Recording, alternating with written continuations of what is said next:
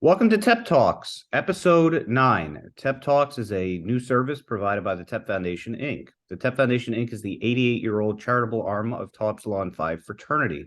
TEP Foundation is a nonprofit New York State registered 501c3 whose mission statement it is to provide scholarship, award, and education to our valued undergraduate and alumni brotherhood.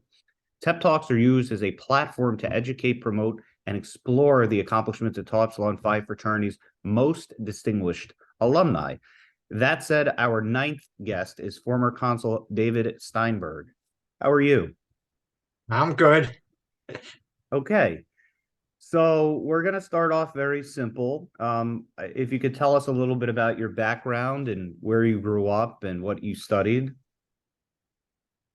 Okay. We'll start with my parents lived in West Philadelphia. My father graduated from Morton School at the University of Pennsylvania. Is got his CPA and went to work for his father. And their offices were down on Race Street, 15th and Race Street. Now, being a CPA led to one interesting part of my life, and that was before I was born. My mother was due with me in January 2nd or January 3rd, and he informed her, as I was told later, that she was told to hatch by December 31st so he could get the tax advantage or else. So I was born December 29th. That's funny. Maybe 6 weeks after I was born, my father was drafted.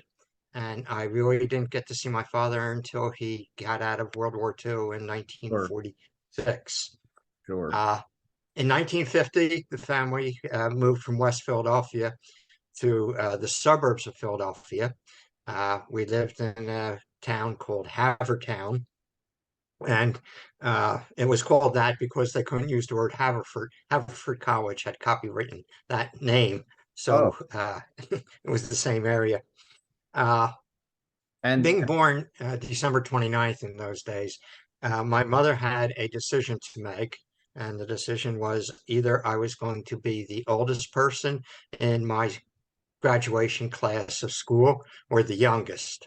And I was the youngest, which meant by the time I was in high school, everyone was driving. I didn't have a driver's license. Everyone was going out on dates. I was too young for that, et cetera, et cetera. So it changed everything, but it did open the door to several different things. The first was the high school had college night, which was typically in the fall, and it was in the gymnasium, and there were 50, 60 colleges there who were giving out literature and talking about the college and university and encouraging you if you wanted to apply, et cetera, et cetera. Well, I knew at that point that I wanted to take chemistry, and I pretty much was sure that I wanted to go to Drexel for two reasons. First, it was a commuter school, and the second was because Drexel was a co-op school that was a 5-year program that you went your whole freshman year and your whole senior year, and the 3 years in between, you alternated 6 months working, 6 months in classes. right. And the college got you your job, and if you played your cards right, I could pay my way through college, which is what I did.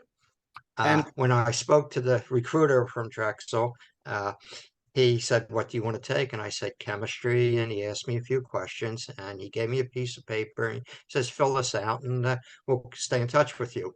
And approximately November of that year of 1959, I was accepted at Drexel. So I went through my whole senior year in high school, not caring about college boards and anything else. I was accepted where I wanted to go. right. And So off I went to Drexel, and the first adventure was the fact that all men at Drexel had to take 2 years of ROTC. And during orientation, all the men were in the auditorium. There were about 900 of us there. And this Army captain who was made an officer during World War II was telling everyone what to do. And there was a sheet of paper, put your last name first, your first name last, middle initial, blah, blah, blah. And then came the first interesting question, put down your social security number. Well, back in the 60s, 1960 to be exact, but even before that, you didn't get a social security number until you got a job. There was no reason for it. Well, I worked at summer camps and I delivered newspapers and I had a social security number, no big deal. One kid raised his hand and said, I don't have a social security number. And this wonderful captain screamed, you have 24 hours to get one and report to me, or you'll regret it for the rest of your life. Ah, You could hear a pin drop. Okay, we filled out 6 or 7 more things that were asked. And then came the great question, put down your selective service number. mm, And I raised my hand. He says, what do you want? I said, I don't have a selective service number. Son, you got 24 hours to get one and report to me or else. And I said, I'm not old enough. And all 900 men in the auditorium broke out laughing at him. mm, And he says, well, whenever you turn 18, get into my office. mm. So off I went. And that's a lot of other interesting aspects of it. But as I said before, I was a chemistry major and a co-op student, and I commuted to school. To put it in simplest terms, for the first quarter, going to Drexel was like just the same as high school. You took the subway there, you heard lectures, you did homework, you came home, you ran chores. There was nothing unusual about Drexel. It was just high school all over again. College life, we had one dormitory for women, and that held maybe 75, 80 women taking various courses. And if you did not live in Philadelphia and you needed a place to live, there were two things. The most common was living in fraternity houses. We had 10 fraternities at the time. 8 of them were national fraternities, 2 of them were locals. And you were allowed to be a house freshman, as they were called. And these were mostly out-of-state people, and they lived there. And probably 90% of them joined the fraternity where they were house freshmen. It was something that we didn't think about because we had delayed rush. You were not allowed to rush a fraternity until the second quarter, and you could not be inducted into the fraternity until the third quarter. So it was a different type of approach in 1960 when you compared that to all the other colleges. They all had rushing taking place in August and September as you entered the college. It was a different type of situation. So I studied chemistry and had co-op students. And because my sister had been dated by some people from Drexel who were TEPs at Drexel, I knew them, and I knew all about the chapter. Chapter was 5 years old. I knew all about it from these two guys who were dating my sister. So when it came to rush time, I rushed TEP, but I also was recruited by 3 or 4 other fraternities. And I had pretty much made up my mind, even if I got bids from all 4 fraternities, which I proceeded to do, I was going to join TEP. We did have one very funny incident, and it's historical, and it had to do with ROTC. It started on a Wednesday night in February. The movie Exodus opened at the Fox Theater, which was in, I think, 19th and Chestnut Street, maybe 17th and Chestnut Street. And there was a lot of turmoil on that Wednesday because the so-called Nazi party was going to demonstrate, and there were a lot of survivors of the Holocaust who decided, well, if they're going to show up, we're going to show up. Mm. Well, on Thursday, the next day, we had ROTC, and in the ROTC, you had to wear your uniform. And we had these old horse blankets, as we called them, from World War II. Well, it was the night of the TEP Rush party. So we were down there, and I had driven the car down, and I was with one person who went to high school with me, and the other two we met. And one of them lived in back of the Fox Theater. And I said, I'll drive you home. Why take the subway? So the four of us got in the car. We got to the Fox Theater, and the police started screaming, "There are the Nazis. Get out of the car." Huh. Steinberg, Cohen, Rubenstein, and Schwartz. Yes, we definitely were Nazis. Well, this led to us being dragged down to the police station. We had to get our parents down. They finally got there, and then we had to get the dean of Drexel down because now we were accused of intimidate or trying to act like army officers when we weren't in the army. Oh So no. it was an adventurous night. That's the only way to describe it. Unfortunately, a week after the rushing, I came down with the measles. And I was basically living at home for at least the first 48 hours. I had no vision. That you don't get measles when you're 18, 17, 18 years of age. It can Right. cause blindness. And I was given medications. And long story short, I missed a third of the quarter. Now, I had immediately contacted the professors that I had the measles, and every one of them contacted me saying, "Don't worry about it. You'll catch up. Don't get concerned. Just get Right. better. That's the most important thing." Except for ROTC. Mm. And that led to the great fun of ROTC. You had to take 5 courses, ROTC 1, 2, 3, 4, and 5. However, ROTC 1 was about the rifle and shooting a rifle on rifle range. And because of the limited room at the rifle range, you didn't take 1, 2, 3 in order. You were divided, and who knows how. But I took ROTC 2 first. And then I came back sick, and I was taking ROTC 1. And of course, the person who was running the rifle range was a sergeant. And he was saying, "Well, you should know what you were doing. You were goofing for 4 weeks. You were studying." Mm. Studying? I couldn't even read. What are you talking about? And this got into all sorts of things. Now, the first exam that was given while I was still there, I got a 67 in the exam, which was the third highest in the school. They deliberately made the exam very difficult. Mm. The third day I was back, I had to take an exam, and I got a 2 on it. Mm. Out of 100 answers, I got 2 right. That's how Wow. guessing got. Uh, then took the third exam. I got a 98. And I was informed that I flunked the course, but I have to take the final exam, which was 5 days after my last exam. And I raised the question, why should I have to take the final exam? You're going to flunk me anyhow. And he says, if you get 100 in the final exam, I'll pass you. And I Mm. said, well, what happens if I get a 99? I'll flunk you. Mm. So I came in Saturday, and I think it was the seventh question. They were all true, false questions. I had no idea what the answer was. So I just wrote in the pencil, "Screw you," turned in the tape paper, and left.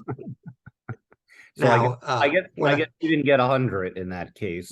no, when I showed up the next quarter, uh, there was a note in my mailbox to see the major who was in charge of ROTC at the time, who happened to be the professor of uh, ROTC 2, in which I got a 99.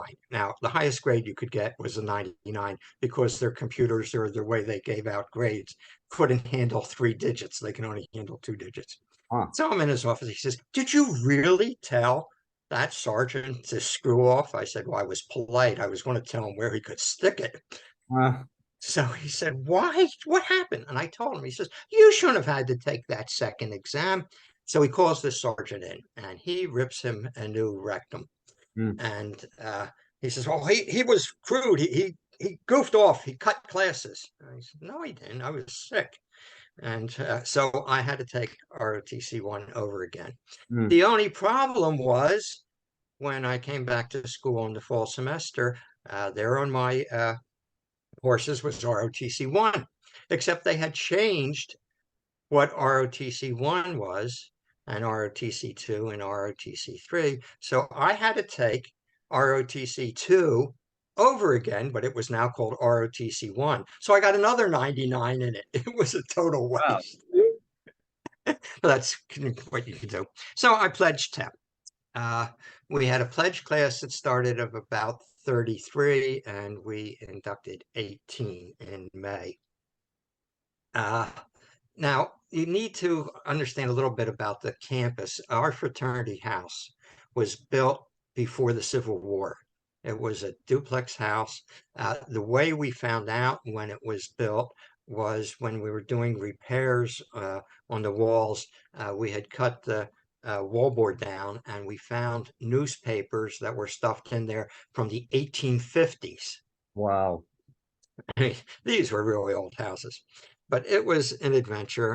And one of the things that we did after we were inducted in the summer, we got a loan or a grant from National, who we were all petrified of, but that was besides the point. They never came to see us. We never saw them. But we got a loan to renovate the whole first floor of the house. And one of the pledges with me was a mechanical engineer who worked his way through college doing building houses. I mean, he was in construction. So we put new paneling up, new lights, new floors, everything. You really bonded into a group. Now, when we were inducted, the chapter was about 90 brothers. By the time I graduated, we had a chapter of about 125 fraternity brothers. We were the second largest fraternity on campus. Wow. So you were only the second largest. Wow. So how big was the biggest? About 5 more than we did. Oh, okay. So it was close. It wasn't like 100. It wasn't that, yeah. It was rather interesting because the largest fraternity was Teak, and Teak had a fraternity house which slept, I think, 60. We had a house that would sleep 20 if we were lucky.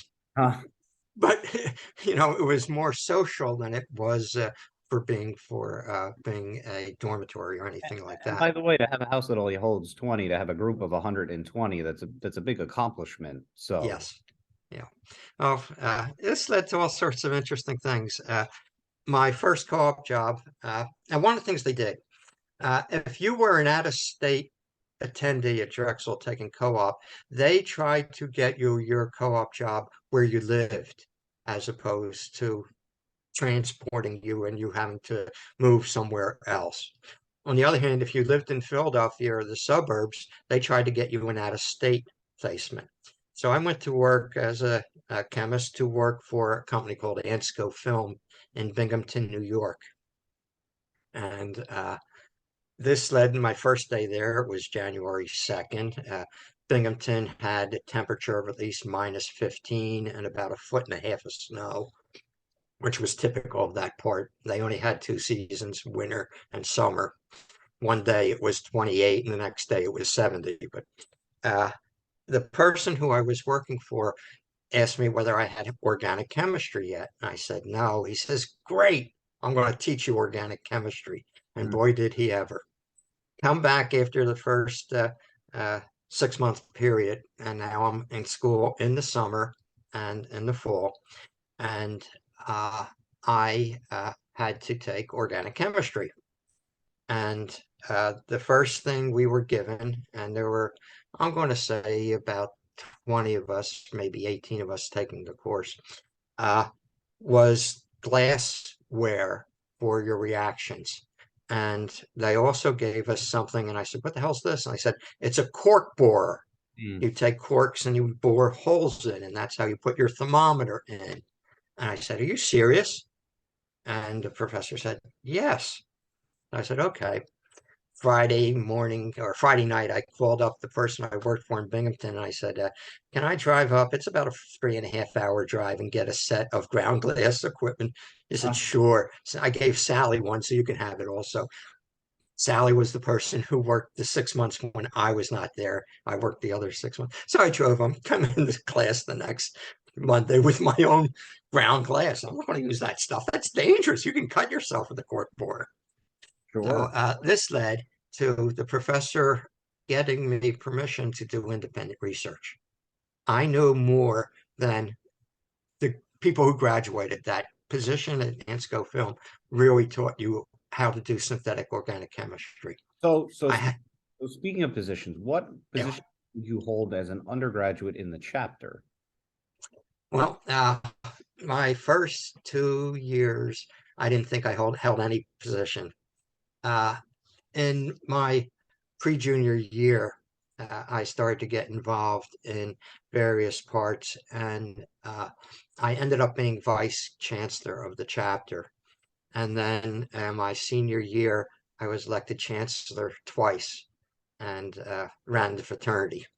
Now, I don't know whether it's true today, but in those days, when the chapter's executive board met, the chancellor did not run the executive board, the vice chancellor did. And the reason behind this way the chancellor could talk without having to be quoted or anything else. He could run, and it worked out well for everyone. Yeah. First, it trained the vice chancellor. If you wanted to become chancellor, you know what your job is going to be like. And as chancellor, you had to make a lot of decisions. Now, I made one decision, which they threatened to hang me for. Mm. Uh, we got, well, I was living in the fraternity house, but the chancellor got free room and board. And I was living in the fraternity house in the summer semester, and I got a um, notification from the post office. And the post office was like 3 blocks from us. So I walked down there and he said, are you interested in 8 air conditioners? Mm. So I said, sure, what's the issue? He says, well, they're damaged. Not the air conditioners, but the boxes are. And we'll give them to you for $25 each. For Mm. $200, we would have an air conditioner in every one of the bedrooms. Right. But I have to get approval from the board and from the fraternity. So we're having a meeting, and someone made a motion that the chancellor can spend up to $500 to buy air conditioners for the fraternity house. Mhm. And there was this big argument because the people who didn't live in the fraternity house said, why should he get air conditioners? Blah, blah, blah, blah. Oh, it was passed. And then finally someone said, well, they're already installed, so shut up. Uh, But that was fraternity life in those days. You just did sure. things. And So, yeah. yeah, go ahead. And so after the debacle with the air conditioners and after you graduated and you were chancellor, where did you go on to professionally? What did you do? Well, I have to go back to one other thing because it had a great impact, and that was I was one of the things that I was in charge working in was orientation for freshmen, and that was the great thing. All of the people who were involved in orientation were from fraternities because that was one way to give some very unapproved rushing and Right. picking out people, things like that. Uh, well, I also found myself on the committee to interview the new president of Drexel, and we interviewed like 4 different people. And we hired this person, and he was from the University of Texas, and he was very close friends with Lyndon Johnson. They played golf together, and then Lyndon Johnson ended up being vice president of the United States, and that was that. Well, I had my own laboratory. It would hold maybe 6 people.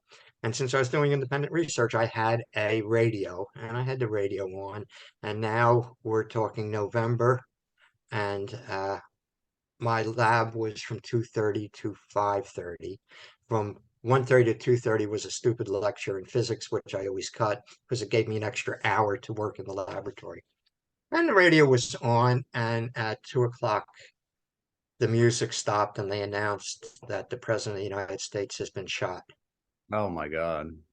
And I listened to for about 2 minutes, picked up the phone and called the president. I got his secretary and I said, this is David. He knows who I am. Get him on the phone immediately. It's urgent. So he gets some, what's wrong? I said, do you have a radio or television in your office? He says, I have a television. I said, put it on and call me back. Here is my direct line into my research lab.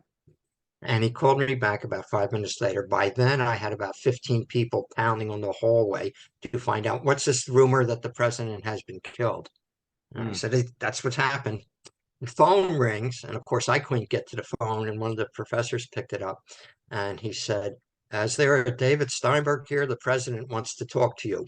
So, of course, they all thought it was the president of the United States. No, it's the president of the school. He says, "David, you have any ideas what to do?" I said, "Cancel the rest of the classes. Let everyone get to the student center or the women's dorm, because they all had televisions and we could follow what was going on."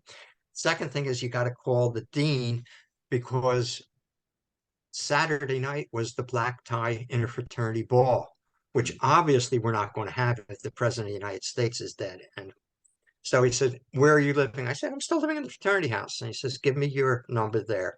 So I said, "Okay, we have one phone in the fraternity house. It was a pay phone, but here's the number and you can reach me there." Uh, about 11 o'clock one Saturday morning, he calls me and he said, uh, "Okay, Sunday, I'm going to pick you up at 11:30, suit and tie.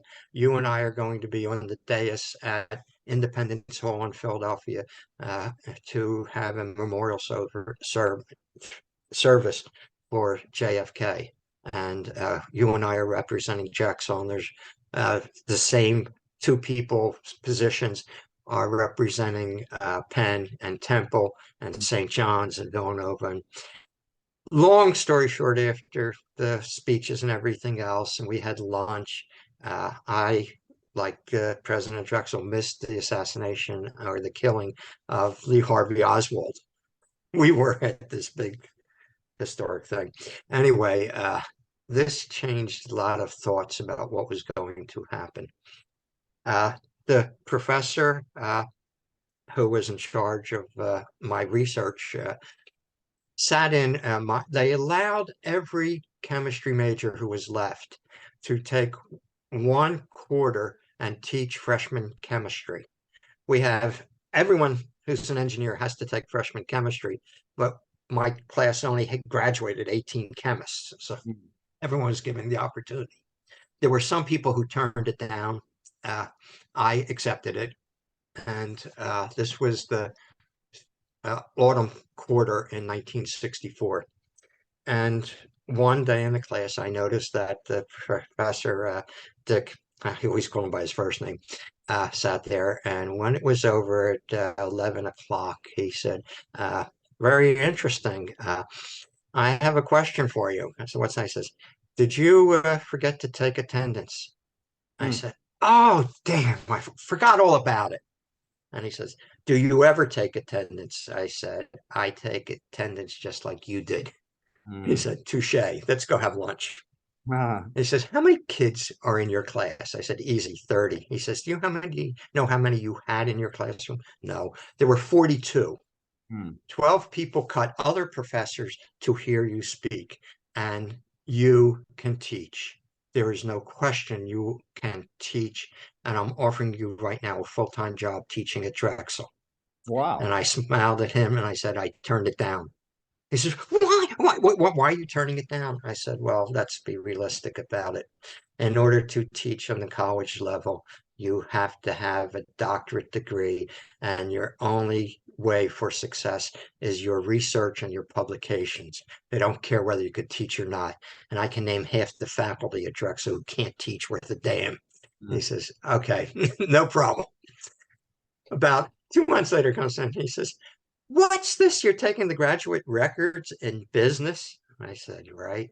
He says, "What are you going to do?" I said, "I want to get into the business of chemistry." I said, "That's interesting." So long story short, I took a job with a chemical company in Pittsburg. By then I'd gotten married, and they were making low molecular weight polymers. Their main business was in asphalt floor tile, if you find anyone live enough who still remembers that, oil-based paint, and rubber. So I learned all sorts of things, and I was transferred to the metropolitan New York area. And the one thing which I was putting two and two together was to take some of the chemistry that I knew before and the chemistry that I taught or was taught when I was training at the company in Pittsburgh, and I came up with a different polymer. And I was too stupid to ignore sample requests. I followed up with every sample request.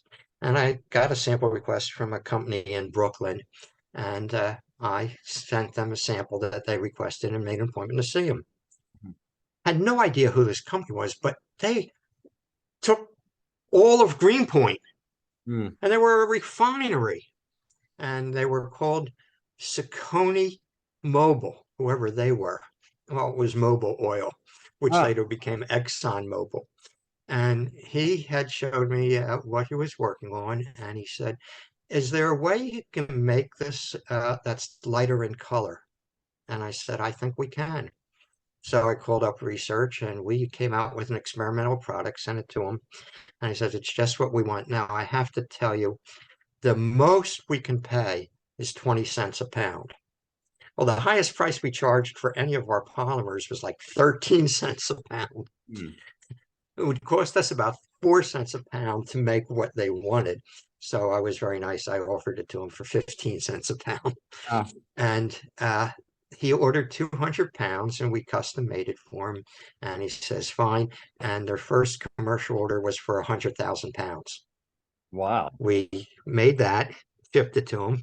That was fine. And then he said, okay, we're going to need approximately 100,000 pounds a week to take care of our needs. I said, what are you doing with it? He says, well, we're treating a form of paper and coating it with your polymer, and that paper is being used for frozen foods. Okay. Okay, so life was good for the first shipment. Second shipment, the company fouled it up, stunk to high heaven. So the owners of the company, and who his father had founded it, and all the other executives got on the corporate plane, and they flew to New Jersey, and I picked them up there, and we drove to Greenpoint, Brooklyn, and we had this long discussion. And then we got back in the car, and he says, we can't do anything. We're going to have to back out of this. And that's when I said, I'm going to think I have to find a new company to work for, because you're not going to stay long. About 15 years later, I was in Pittsburgh, and I stopped in at the old company, and one of the people who was in sales with me was now the president. And he came down to see me, and the receptionist was still the same woman. And we started talking. He says, you were 15 years ahead of your time. All our business is on that polymer that you had us make. Well, I got recruited. I got an MBA, which was unheard of in those days, wrote a thesis, defended it. Anyway, even stopped into the fraternity's office in New York City, met Sid Sentag. I hadn't known him. And at this point, I was recruited by a company in Cincinnati, Ohio. And they were putting on a glycerin plant, and they were going to be, it was a continuous operation. You pushed the button, and it ran 24 hours a day, 7 days a week. They had no idea of the quality.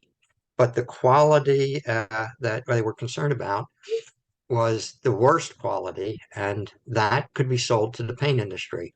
And they said, now, do you know, and he made a list of like 3 or 4 of the major paint companies. All of them were in New Jersey. I said, yeah, I call them. They buy my polymer from the company I was at. So they said, can you sell them glycerin? I said, sure, it's no problem for me. And they hired me. I said, but there's one thing, I want to get out of the paint industry. And I said, why? I said, well, you get a headache when you walk into a paint plant. You can't get out without it stinking. So they gave me a list of all the businesses they were in, and I got as far as C, which was cosmetics. And I said, how bad can that be? So they said, great, because the major cosmetic industry is in the metropolitan New York, New Jersey area. So I became a specialist in the chemistry of making cosmetics and ingredients for cosmetics. Wow. Which is how I became what I was today. I was still recognized as one of the most knowledgeable people on how to make cosmetics in the world. Wow. I didn't know that. Just to give you some idea, in October of last year, I got a phone call from one of my graduates, I started a master's program in cosmetic chemistry and taught graduate school for 18 years. And she was one of my students, and she said, I just want you to know that you are getting the highest award the cosmetic industry can bestow upon anyone, which is called the Maison G deNavaree Medal Award. So Wow. plan to come out to Los Angeles in December, and you will be presented with the award. And it is the highest honor that the industry worldwide can bestow on anyone. So how would you say your TEP experience led to that success? Uh, Basically, leadership, how to plan things, how to run meetings. And I ran a lot of meetings. I took my ability to teach and created teaching how to make cosmetics. Cosmetics for something that was just all hit and miss. Well, I applied science to it. I even went last week, I think it was Friday, I had a conference call with a company in nowhere, Washington state of, somewhere on the border south, connecting to Idaho. Nowhere's near Spokane, but in this nowhere place. And they had me for an hour. I consulted for them, and it basically gave them some idea how to take these instruments that they had invented and how they could be used in the cosmetic industry to save a lot of time and money. And they said, wow, everyone said you know what you're doing, and you do.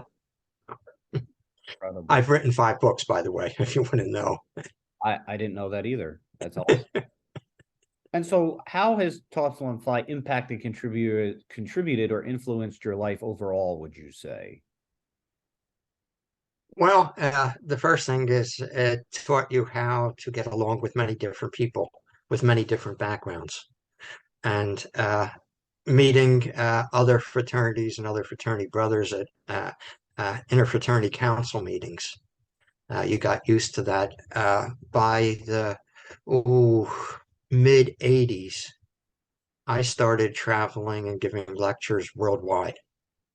And I don't know how many times I dragged my wife to Amsterdam to teach there. There was a 4-day course we taught, and one of the things we were allowed to do was bring our wives. And after going to every tulip plant and every art museum, my wife said, do I have to go again? All the wives got nuts in it, but you got used to dealing with these types of things. And you got to understand that as much as people are different all over the world, they're also very similar. So Sure. you learn that real quickly in the fraternity. Absolutely. Yep. So as we wrap this up, as a distinguished alumnus of TEP, what is your message to our brotherhood? Uh, Basically, brotherhood of the fraternity was probably the most important thing that I learned, and that was how to study, how to lecture, how to lead, and how to work with so many different people. And that's one thing working or being in a fraternity, you find out that that's part of being in a fraternity was Sure. working with people. And that's the one thing that you really learn in a fraternity. Sure.